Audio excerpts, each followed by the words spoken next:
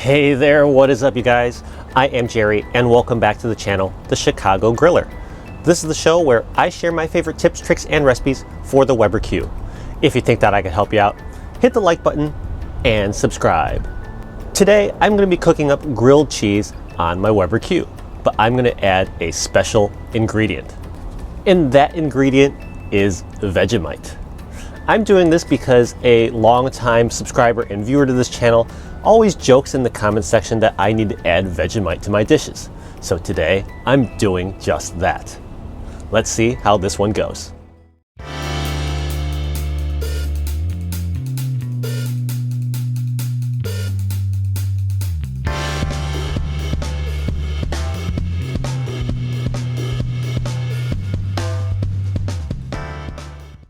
For grilled cheese, obviously, you need to start with some bread. Today, I'm using sourdough bread. Begin by taking some softened butter and spreading it on both sides of your bread. The butter serves two purposes. First, it's going to help crisp up your sandwich very nicely on the grill. And number two, it's going to help hold all your ingredients together. Now, I personally like a buttery, crispy grilled cheese, but if you want to use less butter, you may do so. Next up comes that special ingredient I was talking about, and that ingredient is the Vegemite. Now, what exactly is Vegemite? Well, as the container says, it's yeast extract. Yeah, the Aussies really know how to sell it, right?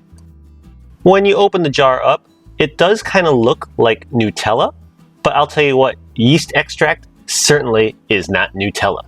So only use this much. Yeah, seriously, just the tip of your knife full. Then spread this very lightly on one slice of bread. Seriously, this is all you need because Vegemite has a very strong, salty flavor to it. Any more than this will be quite overpowering to the uninitiated. Next up, let's add some cheese. Here, I'm laying down some cheddar cheese slices to my non-Vegemite side of my sandwich. And now to my Vegemite side, a couple of thin slices of tomato, followed up with some avocado. I know, how very hipster millennial of me. The avocado is very healthy and of course adds a nice little creamy texture to the grilled cheese. Anyways, that is all my ingredients. So now I'm going to carefully take my cheese side of the sandwich and lay it on top of my tomato and avocado side. The butter is already starting to hold it all together. Now let's head on out to the grill. And out here on a cold blustery day in Chicago, I have preheated my Weber Q 1200 to a medium heat. You can do this on a griddle, but I elected to use my grill grates today. And you're just going to lay your sandwiches directly on these grill grates. Once they're on board, I'm going to press down with my spatula so that I get some nice grill marks on my grilled cheese sandwiches, almost like a panini. Now shut the lid and let that cook for about 3 minutes on the first side. Once 3 minutes are up, it's time to give our grilled cheese sandwiches a flip. These sandwiches should release fairly easily off the grill, but I'm going to use both hands here so that I don't lose the contents of it. And would you look at that?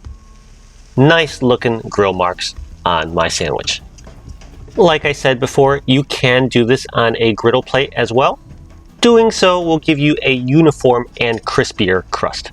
Regardless of what surface you use, shut the lid and cook for 3 more minutes. So now, here we are, 3 minutes later, 6 minutes of total cook time, and our Vegemite grilled cheese sandwiches are ready to come on off the grill. This was a very quick and easy lunch today.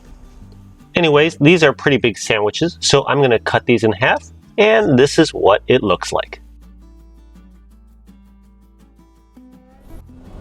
So this looks great, but how exactly does this Vegemite grilled cheese taste?